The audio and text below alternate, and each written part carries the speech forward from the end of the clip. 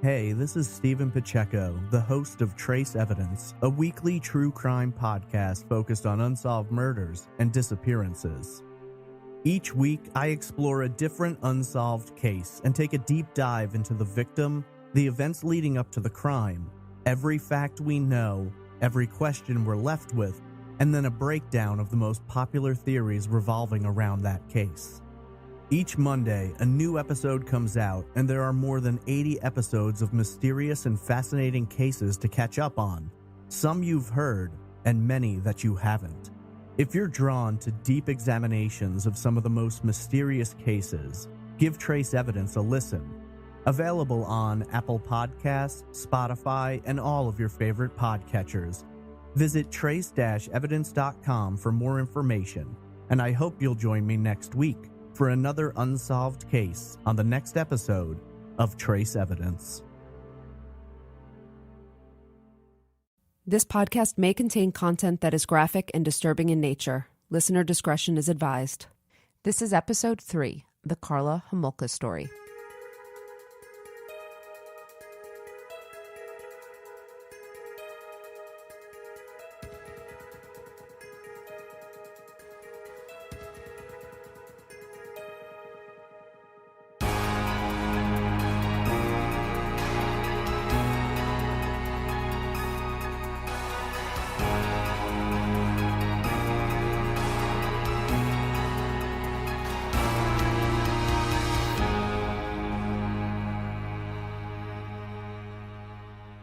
Hi, Amy. Hey, Megan. So I'm really excited to cover my case. I know that we sometimes begin by why we chose the case that we chose. And this one is one in which I really have substantial questions about the justice system, about personality disorders.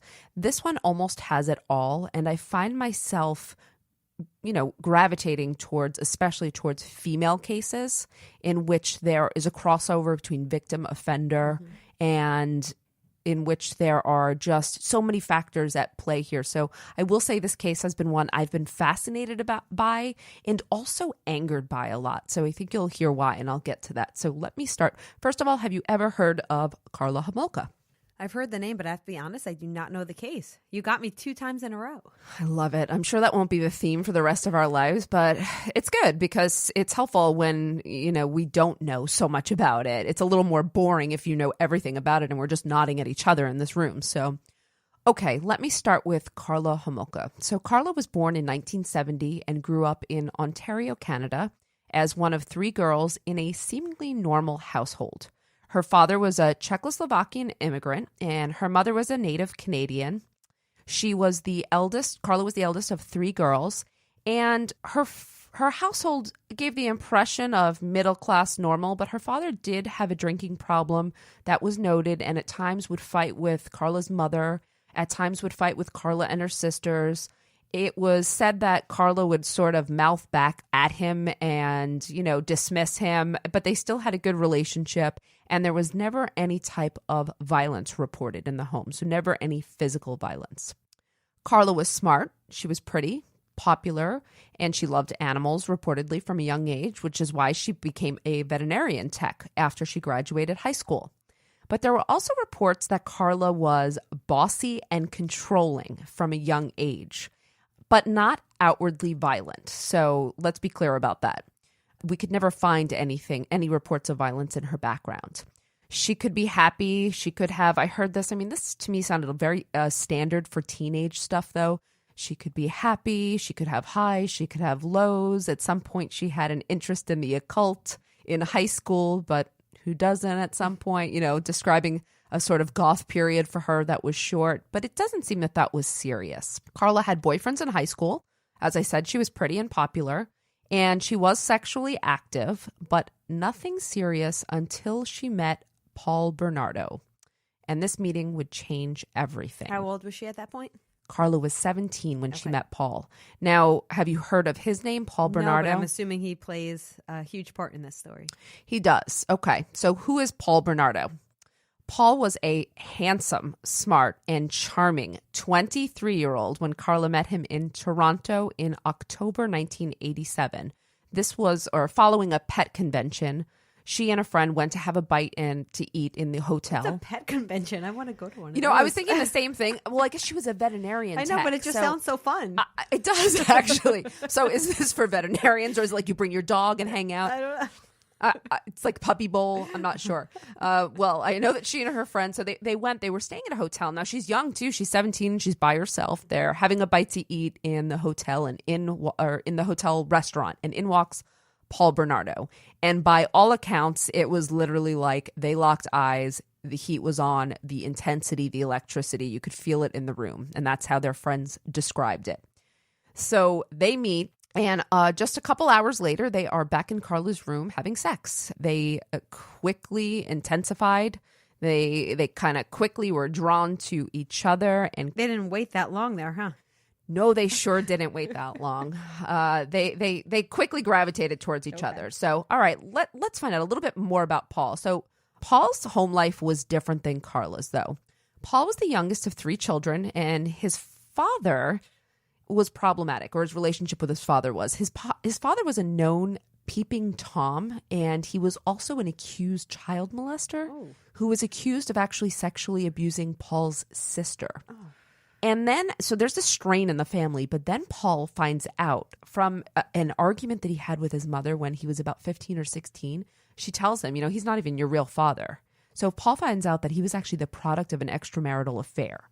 And he became infuriated with his mother. I'm sorry, how old was he when he found this out? He was 15 or 16. Okay, so this was earlier. I just wanted to... It was earlier. He was angry at his mother, though, and reportedly after that, he starts degrading her, calling her names, and there is... So the sexual offender was actually his stepfather? Yes, because it's not technically... He was raised as his real father, but technically... Biologically. Not... Okay. Good to clarify, though. There was no biological thread connecting the two. Paul and his mother and the father, the relationship is very strained and it deteriorates. But Paul went on to the University of Toronto in Scarborough, and he became an accountant after graduating. And so by all standards, you're looking at this guy who is successful and, he's got a good career. Interesting fact, or fun fact, they also said that Paul wanted to be a male rapper. I think he had some equipment in his house, and I think he may have composed a little and, maybe dabbled in it. He did not make it in that regard, but it's just it's an aside kind of thing. So Karla thought when she met him, this was it. She met her dream man, and she quickly proved that she would do anything for Paul. Paul relished being the master. He was a dominant personality. He was older than her. Karla was very pretty and popular, but from what I read and understood, she wasn't that self-confident. And so I think when she got the attention from Paul, she felt like she had hit the lottery. But she didn't know immediately. She would find out rather quickly, though, that Paul had violent tendencies. And the women that he dated before Karla had reported ending their relationships with Paul when he became abusive, degrading, and actually violent. So he's got a history of violence. Her family likes Paul, even though they understand that there's a 6-year age difference. And I'm not sure about you, but my family wouldn't have been happy about that. I remember when I was 17 dating someone who was actually 22, and I lied about the age. I said he was like 19 or 20. This would not have... Sorry. But this is, it's a significant age gap. Not when you're older, but 17 to 23 is. And there's an emotional maturity that obviously is different. And is that even legal? I guess in Canada, age I was thinking the same thing, Who but knows? I guess it must have been 17. I think it was legal. So at the same time, there's something else going on. At the same time, in 1987, or let's say between 1987 and 1990, there was a serial rapist plaguing Scarborough.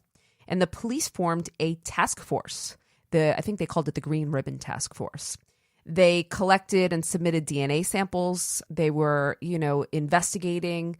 And the rapist had attacked several girls before they actually got, I don't want to say lucky, but they got lucky in that one of the victims was able to give a very detailed sketch. And so she met with a sketch artist and they put together a composite sketch, and they released the composite sketch, and it looks, just so you know, exactly like Paul Bernardo. Did you actually look it up? Oh, yeah. It You really have to does look it look up. it. Okay. Oh, yeah. Look it up. Okay. Okay. Because, when we see these sketches. Well, like Bill McGuire's, right? That's right. When we cover Melanie McGuire, we talk about these, and a lot of sketches, the likeness you can't see, or maybe you can interpret it and say, I don't know. Maybe it is. Maybe it's not. But this was a pretty good match. You're going to look it up. And people who are listening, please do look it up. We encourage you. I would call this, not to be like kitschy, but I would call this a dead ringer. What happened was the police released this sketch as like front page news, and they get calls flooding in. And a lot of these calls are saying, this is Paul Bernardo. Like, we know this guy. Okay, so they put him on the list, right? They interview Paul. They call him into the station. What do you think? Amy's looking it up. I just want to know. Amy's looking it up right now. What do you think? Yeah, it's they had a pretty good artist there. I mean, that's Or pretty a good good. description, yeah. I think it's good. It's pretty good. Okay, so the police call him in because so many people called to say, I really think this is Paul Bernardo. Okay, so they interview him. He comes in, he sits down, he talks to them. He actually matter-of-factly says something like, yeah, I saw this composite and I have to admit, it looks a lot like me, right? And so they ask him for a DNA sample. So what do you think he says to that? No. Wrong. He Paul, says he yes. goes, sure. They take a DNA sample from him in 1990, okay? At the time, I believe they said, and this is, you really understand, this is early in DNA science. You teach about this, so this is before we really got familiar with using DNA. It became regular. I think at the time they may have had one forensic scientist who was doing the testing, and I think they had, I mean, I know they had thousands of samples. However, that being said, this composite sketch looks exactly like him. You have several tips calling it in. Yeah. I think like you have to prioritize. I don't know that they did that as opposed to just put it on the shelf in whatever order it came in. Okay, so the DNA sample goes on the shelf. Paul has given it. He leaves. You would think that he would be, nervous if he was doing something wrong. But Paul seemed, they said, pretty comfortable. And sorry if this is an obvious question, but he lived in the area in which these crimes were occurring? He sure did. Okay. He lived in the area. Okay. So here's what happens. He and Karla, they are dating. They are, very, very close. Karla does realize, though, that Paul has these violent fantasies. The thing also is that Paul is upset because Karla was not a virgin when they met. He wanted a little virgin, as he would say. And so Paul had become obsessed with Karla's 15-year-old sister, Tammy. So this might not be relevant, but one of my students today was wearing a shirt that said Virginity Rocks. Oh my gosh. Male or female? Male, sorry. I just couldn't not share that. There you go. Everyone's thinking about virginity today. So, okay, Paul became obsessed with Karla's 15-year-old sister, Tammy, because Tammy was a virgin. And Paul was overtly obsessed with her, telling Karla. That's so creepy. I would think so too, She's right? a child. Well, Karla's 17. But Tammy's 15. Agreed. Yeah. I think they're both a little young. But the thing is here, you would think that he was, he would tell Karla this and she would be horrified and revolted.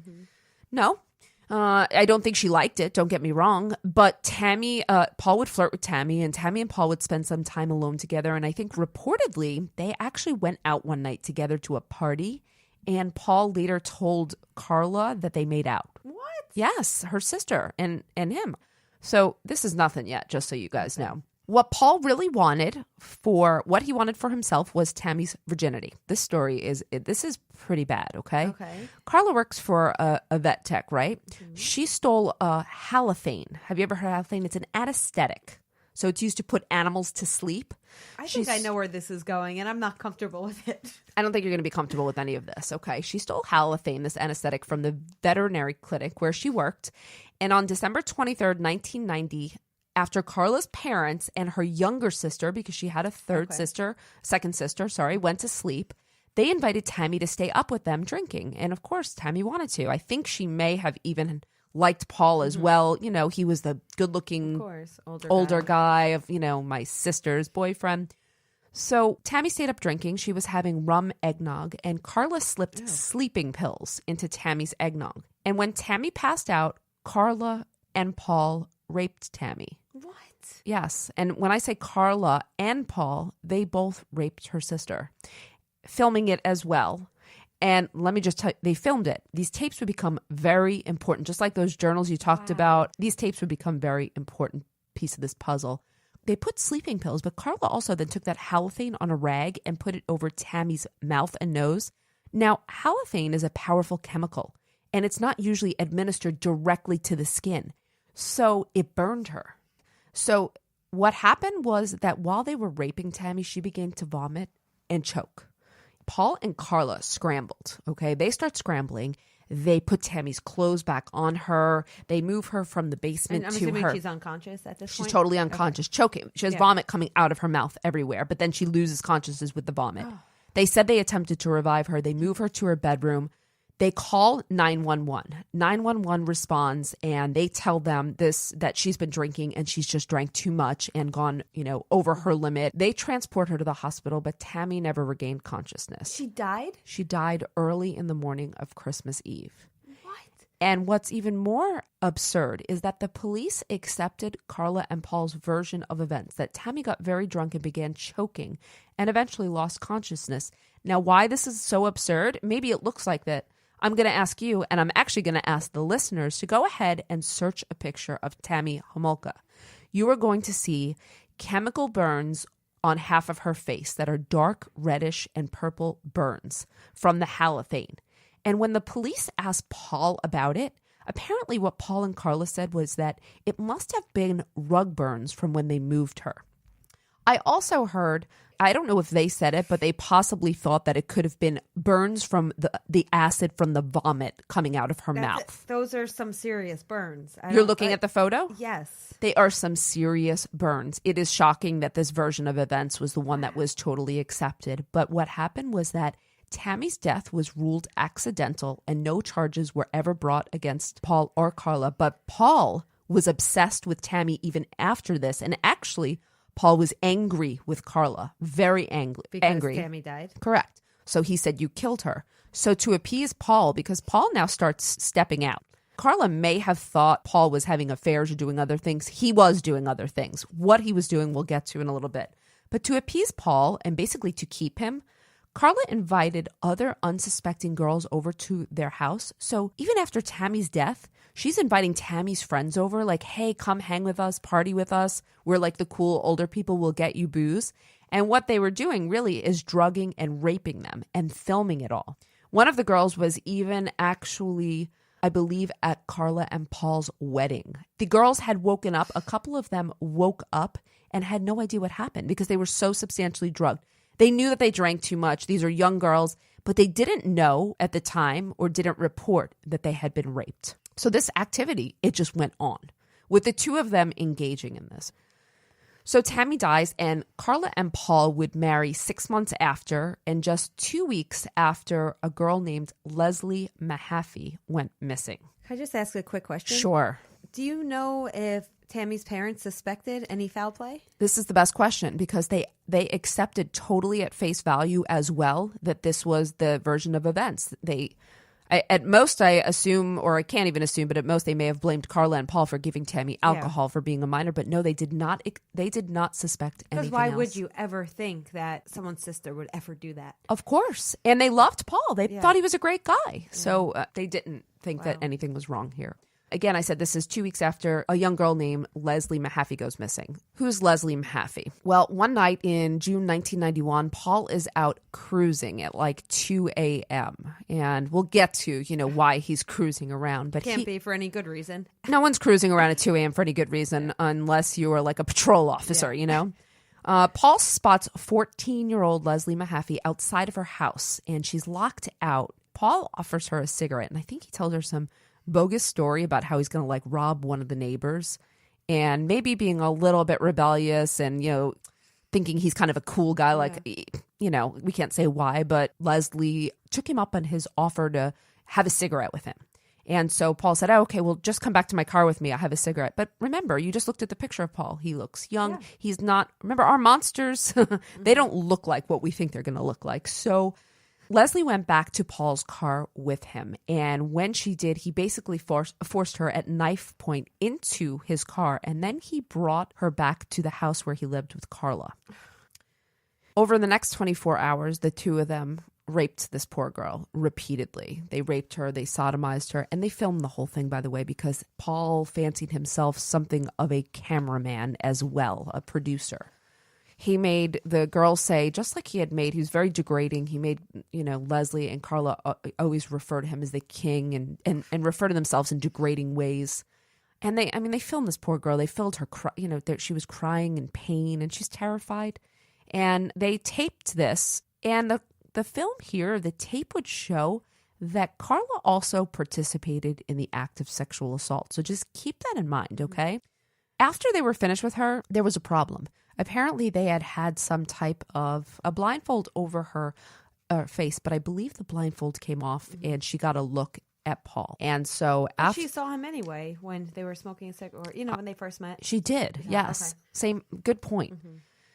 But Karla, maybe at this point, I think that Bernardo knew that he was going to have to get rid of her. And so Karla gave her some sleeping pills, and then Paul went in and strangled her with an electrical cord. It took more than one, he kept strangling her because she kept gasping for air. So here's this gets worse though for me. When they finally choked the life out of her, he decided that, how are they going to get rid of her? So they decided to dismember her. Now, we've dealt with this issue of dismemberment in the Melanie McGuire case, and we know a lot about it. He decided to dismember her, so he got plastic tarps, and he did this in the basement. But then he also went out, apparently, and got that quick, dry cement, and he encased her body parts in cement blocks. And then he actually threw them, and I think it was 8 to 10 blocks, in a lake near St. Catharines in Ontario, Canada.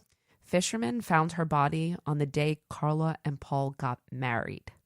And dental work at least quickly helped identify the girl as Leslie Mahaffey. Wow. And that's how Leslie Mahaffey was found after being missing for 2 weeks. So Tammy was the accidental murder, but this was intentional. Yeah. After Leslie Mahaffey, there's another girl that they encounter. So this is Are they actively seeking out people at this point? Or is it crime of opportunity? Paul is actively seeking Okay. out people. And I believe it was always Paul that was actively seeking out people. And even though this may spoil it for you later, I'll just let you know that Paul was the Scarborough rapist. And during the time that he is also doing this, he is also actively raping women still. And Karla knows about it. He would go out and say, I'm going out to, rape someone. And Karla would know that he was Is sexually... he assaulting Karla at this point, too? Karla reports that he was. She says that he was. It's disputed whether or not it's just going to come into play, but it's disputed whether or not she fits the mold of a battered woman. And we'll talk about that in a little bit. Okay, what happens after Leslie Mahaffey? Is that the last murder they would commit? Unfortunately, not. 15-year-old Kristen French would be abducted while walking home from school on April 16th, 1992. But this time, it was a more brazen abduction, and this time it was both Karla and Paul who abducted her in broad daylight. So Karla and Paul were driving and pulled over into a church parking lot when Kristen was walking by. Karla was in the passenger seat, and she got out and pulled out a map and pretended, hey, we're lost, and could you help us? And they asked Kristen for directions, and they look like normal people, right? Yeah. So, of course, Kristen got closer to help, and when they did, she was accosted and forced into the back seat of the car. I don't know if it was at knife point or what, but they forced her in, and they sped away in their gold Nissan. And why this would be important was because actually a lot of eyewitnesses saw this abduction. Really? Yes. People saw it, they called in, but a number of them reported that it was a beige Camaro that the assailants were driving. And so the police plastered signs of beige Camaro everywhere. Right? So they were looking for a car. Camaro and a Nissan don't even resemble each other, do I don't they? think so. Maybe certain models. Maybe certain models. I didn't think that much so. But the odd thing is that multiple people reported beige Camaro. And you know with eyewitnesses, sometimes they feel... misinformation effect. And they feel so certain. It was like, I'm certain this was it. So this was the only lead police had to go with. I'm wondering if all the witnesses were there together and someone heard one person refer to it. Because that's how the misinformation effect works. That's one person could have implanted that idea. That's a really good question. I actually don't know. Jeez. But it's a great question. Poor girl. Oh yeah, no. Her story is much worse actually. And I saw the press conference by her father, so I'll talk about this. But they kept Kristen alive for several days. They tortured her. They raped her. They forced her to watch a press conference that was given by her father. It's so upsetting when you see the press conference and the father crying and just we love you and we're doing everything we can and we're going to... At least she knows before she died. I'm assuming she died. At least she knows that her family was looking and they loved her. She did know this, yes. They forced her, I guess Paul was forcing her to drink to try to, loosen her inhibitions, degrading her, making her say terrible things. But in the end, I have to tell you, Kristen defied him. And we threatened to kill her in the end, according to a book I read. And we'll definitely throw some of these sources up so people can see. But in the end, Kristen said some things are worth dying for because she wouldn't consent. She wouldn't say it. Yeah, I thought so as well. Unfortunately, it didn't work out well for her, but that's certainly... Sounds like she was okay with that. Like you said, some things are worth dying for. I think she thought at first she was going to escape, but I think she probably came to realize that probably wasn't going to happen, and she wasn't going to go down by degrading herself. So what courage on a 15-year-old girl? Yeah, that's amazing. I find that to be one of the most impressive parts. Unfortunately, they killed her on Easter in 1992. And they dumped her body in a ditch. Her body was discovered, I believe it was rather quickly, and the police luckily were able to link the cases together. They linked Leslie and Kristen. They had similar injuries. They were around the same age. They were not found far from each other. And they sought help from the FBI, actually, which is interesting because this was in Canada. But an FBI profiler said that, this was likely someone who was a young male in his 20s, which often happens, but they did pinpoint the 20s. So a young male in his 20s who is physically abusive to his current partner probably, or has a history of violent sex crimes. That fits the bill. So they did. They had a profile that fit the bill. So what happens now with Karla and Paul? By the way, Karla also participated in the sexual assault on Kristen French. Karla participated in all of the sexual assaults. None of the murders? That's a good question. So we'll see about that later. All right. So what happens with Karla and Paul? Karla says that Paul had been abusive, but there's no documented abuse ever until 1993. So Karla and Paul had a fight in January 1993, and Paul beat Karla severely with a flashlight. Is that the two black guys? That's the two black guys. They call it the raccoon picture. Okay, so he beat her in the face so badly. You saw the black and blues. For people who question whether or not it was real, take a look and you'll see it was very real. Karla was put in the hospital, and Karla moved out after that. Now, it's kind of interesting because things, when they went down pretty fast. So believe it or not, Karla moves out and finds a new boyfriend real quick. So it was interesting because Paul was the love of her life and sort of her master and whatnot. How long have they been together at that point? A couple of years? Paul and Karla were together at that point for almost 6 years. Okay. And she finds a new boyfriend. I just thought that it's really not relevant to the story, but I thought it was an interesting part. The people who are under someone else's seeming control, I don't know how quickly that happens. Shortly after, though, Paul's DNA is finally processed. This is after, by the way, about 2.5 years. They processed his DNA. Remember, they collected it in 1990. Okay. So the DNA confirms what you and I already know and what people probably already know, that he is, in fact, the Scarborough rapist. Police then linked this DNA match to Kristen French and Leslie Mahaffey. And so they know that they're on to Paul Bernardo. And they realize not only is he the Scarborough rapist, but he's also the killer of these young girls. Ironically, at the same time, Karla files a police report against Paul for the domestic assault. So the police use this opportunity as a chance to interview Karla. Now, Karla thinks she's being interviewed about the domestic, but they really know they're going in to find out everything they can find out. Remember, she's leaving her husband now. They don't know what, if any, role she plays. She may be the unsuspecting one. So she almost implicated herself in a way. Exactly, Amy. She did. I'm glad you pointed that out. If she had not gone forward, we don't know if this would have turned out differently. But Karla realizes pretty quickly that the police are on her trail as well, and she winds up telling her family the truth about the crimes that she committed. And the To her sister as well? Or did she wait on that one? I mean, did she admit that she had a part? She did admit that she had a part in Tammy's murder as well, and I'll talk about the impact it may have had on her family. Her family rallies around her, though, and they get her a lawyer. And what happens is they start negotiating, of course. And Karla winds up getting a lawyer who would advocate for her to get immunity. And the Crown said no, because she had admitted that she was a part of the crimes, but she didn't probably say how much a part. She misrepresented her role, I would say. She said that I was there. I sometimes held a camera. So she agrees to testify against her husband for a deal, and I'll tell you what the deal was in a minute. Paul is arrested on February 17th, 1993. One of the things that Karla had told them was that I did do this, we did these crimes, and there are videotapes. So after he is arrested, the police execute an extensive search of their property. I mean, it took I think it was something like over a month. They just kept going back to the house and searching. The problem was that the police could not find the tapes that Karla was referring to.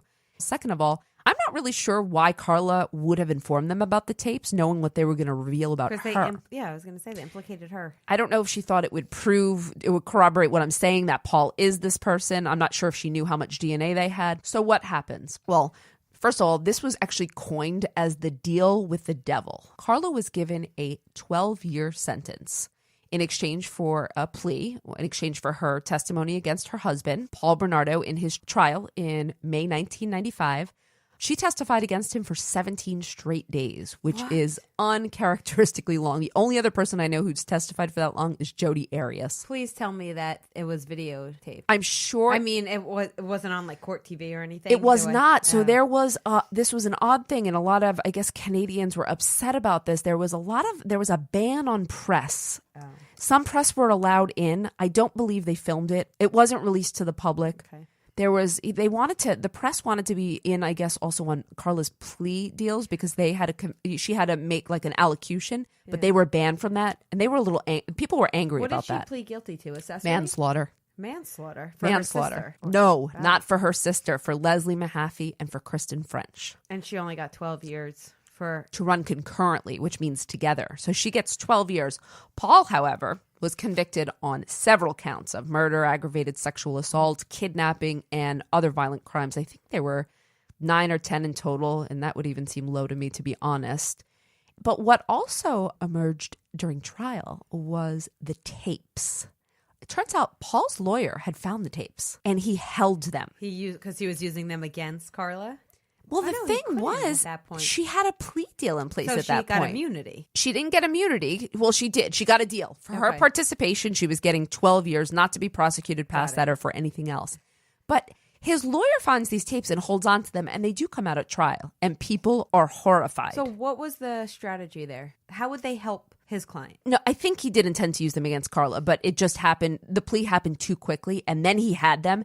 And then I think it was a question. Oh, no, I did read something. It was a question of, well, what do I do now? Because they show Paul doing all these bad things, but they also show Karla. And what the tape showed was Karla was not a bystander. She was not a victim. Maybe it was just vindictive at that point. It wasn't vindictive. It was strategic. The strategy just didn't work. But what he was supposed to do, when you find tapes, the physical evidence, he was supposed to turn those over to the police, and then he probably should have resigned as the attorney.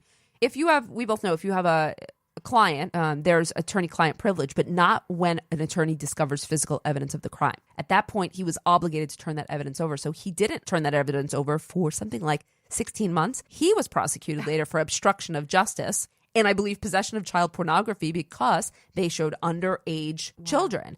The charges were actually dropped against him. But that is, so the tapes come out. People are horrified because Karla has gotten this deal of 12 years. And when they saw, she was active. She raped the girls. She egged Paul on. I'm assuming they didn't show it in public. It was just reported. So here's what happened.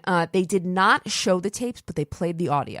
The only people who were ever shown the tapes were the jury members. And the jury was shown. The jury was shown the tapes. Wow. They had to see the tapes. But the jury, after the trial was over and after all of the legal proceedings were concluded, the tapes were destroyed. Okay, so Paul was convicted, and Paul gets life in prison with the possibility of parole after 25 years, but he's designated as a dangerous offender, which basically means in Canada, you're never going to get parole. And he was quite young. At that point, right? He was 31 when he went to trial. So 25 he'd still be pretty young. So. Oh, that's correct. Yes. And what happened though at trial was really interesting. So the defense never tried to say that Paul wasn't a rapist. What they said though was that he wasn't the killer, Karla was. And how they showed that, they said, well, obviously Karla is jealous. He brings these girls into the home. He starts paying attention. Karla had actually described at one point being annoyed because I was mad because Paul used our good champagne glasses with one of the girls that he was raping and killing. And so they argue it was actually Karla's the one who's putting halothane, giving him sleeping pills. And they said, look, he's a serial rapist and he's a bad guy, but he never killed one person until Karla Homolka came into the scene. So she's the real bad guy. Regardless, the jury didn't buy it. Okay, so Karla was sentenced. By the way, Karla started her 12-year sentence while she's testifying against Paul. Mm-hmm. You have a question before I go on and give us the conclusion? It just occurred to me. This is the Ken and Barbie killers, isn't it? And I was going to say that at some point, but yes, it is. The media dubs them, and I should have said this earlier. No, because I didn't think I knew the case because it was the media, again, like you said, dubbed them the Ken and Barbie killers. So I knew of the Ken and Barbie killers, and then as the case was going, I'm like, this sounds familiar. The media dubbed them Ken and Barbie because they were both so blonde and good looking. Both blonde and beautiful, and there's pictures of them. They're in their bathing suits, and they're smiling. And again, they don't look anything like the monsters we think they're going to look like. So Karla is sentenced to her 12 years. She serves her time in a Canadian prison in Quebec. But after her 12 years, she is released. And she did an interview. It was reported she kind of had a high profile. She didn't have such a bad time in prison. So they showed pictures of her. She had some relationships in prison with women. She made the most. She got, I believe, a degree in prison. So I don't even think she complained about it. But when she was released, she relocated at one point to a Caribbean island for some time. She changed her name. Was she on parole or just released? She maxed out? So she had some type of supervised release right after, but once that was up, she went, yes. But then she came back to Canada, and it turns out she got married and had 3 children. And guess who she married? Who? Her lawyer's brother. Her lawyer's brother? Correct. I know. It's like, who would think that this would be a great candidate for marriage? Her lawyer's brother. So she has 3 children. I think it was shocking. So the press wasn't able to find her for a long time because she went under another name. It was Leanne. And when they found her, they saw that she was carrying, what's that called? You know, you have kids, the thing you put babies in. Like a baby carrier? A baby carrier. Car seat? I don't know. One of those things. Okay. So, and then it was like reported Karla Homolka has a child. Now, she came up again in the news recently. So not too long ago, there was the press found her, and they found that she was volunteering at the elementary school of one of her children. And the parents there were outraged. They were in an uproar. Someone outed her. Oh, yeah, she was outed. She was outed, and people were super angry because here what you have is a woman who's committed sexual crimes against children volunteering. It didn't take the school long to prohibit that type of volunteer service. But Karla did remarry, and she does have 3 children. And I'm sure that they're going to have quite the price to pay for, the sins of the mother. Paul Bernardo came up for his first parole in 2018, and he was denied. And I am certain he will be denied always. I think that Paul will remain in prison for the rest of his life. Paul was designated on the Hare scale of psychopathy, that checklist for how you determine a psychopath. He rated very high. Interestingly, Karla did not. But I looked back, and I looked back at I have kind of the cheat sheet, and when I scored her, and granted, I'm not the expert here necessarily on psychopathy per se, but she wasn't low, but she wasn't high. I think that Karla has traits of antisocial personality. I think that she's also very vacant. They showed some videos of her actually going through the house when they wanted her to detail the crimes. And she was like, can I have that book or can I have that rug? I want to take this with me. I should clean this. She was sort of disconnected from reality. She did sound disconnected. So here's my opinion in the end, this case. Okay, first of all, I don't know why they didn't rescind the plea offer. So they let the plea offer stand. The prosecutor, the Crown there, felt that Karla was a victim. But she lied. And I believe it's the same. Did she lie on the stand? No, she didn't. Okay. But she lied. And when you make a plea agreement, when your plea agreement is contingent upon the information you give panning out. Karla's information was a lie, and they found out that it was a lie. So I think technically they could have rescinded that offer. Well, also when they saw the videotapes, they could have rescinded that offer because they saw that she played a much larger part. That's what I'm saying. They could have rescinded, but they chose not to. And the Crown stuck by the deal. The public was absolutely outraged about it. Secondly, I think the deal was too short regardless. So Karla did use a battered woman syndrome. And you can decide for yourself, and I hope that listeners will decide for themselves what they think, but I think that Karla was a much more active participant. And in battered woman syndrome, it is really about the fear of your abuser. And I have to say that I'm not sure if in this case, I think she feared Bernardo in some ways, but I think what she feared more was losing Bernardo. Yeah. I think she wanted to keep him at all costs, and I think she kept engaging in these crimes to get further and further deeper in because she didn't want to be without him. And she did say something to this effect later on. I think we can assume, or I don't know, what do you think about her sentence? I think it was too short. I think the fact that there's all those victims and she's able to live a life and have children and be married, it's just her victims were not afforded that opportunity. I know she was young when she got sentenced, so she reinvented herself, but I don't feel like there's remorse there from the little bit I've heard. No, I haven't seen a really remorseful Karla Homolka really ever, to be honest. The fact that she could do that to her own sister shows a different type of evil. I think so too. And I think that was the point too, that she actually, if you think about it, she actually did this to her sister. She raped her sister and she killed her sister. Did her family disown her once the So tapes here, came out? I said I would tell you this. Apparently her family stood behind her and they felt that she also was victimized. And, I think that Karla had said that they hated what she did and they hated that part of her, but they felt that Bernardo she was a battered woman and that she was doing That's a cop-out. I'm sorry. I'm very sympathetic to women who are abused and women who claim battered woman syndrome, but I don't feel that way in this case at all. Yeah, I don't feel that way in this case either. And I've reviewed a lot. I know this case really, pretty well, I should say. And So there's no other evidence of her being abused besides that one time with the two black guys? She told friends that he was verbally abusive, but I don't know of any other physical injuries aside from that one, which was very brutal. Don't get me wrong. Of course. It's not okay. This was also at the end of their relationship, though, too, at the very, very end. Not when she was victimizing those other girls. Exactly. So I guess we won't know how to disentangle this. For better or for worse, though, Karla Homolka is a free woman today, and Paul Bernardo is in prison likely for the rest of his life, which I think is probably the right place for him. So let's hope future parole boards agree. And that's it for today. Thanks everyone for listening. Megan.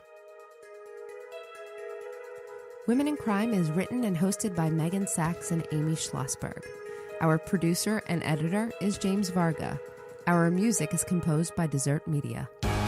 If you enjoy the show, you can get access to ad-free episodes, exclusive AMAs, and other bonus content for a small monthly contribution through Patreon. To find out more, visit patreon.com/womenincrime.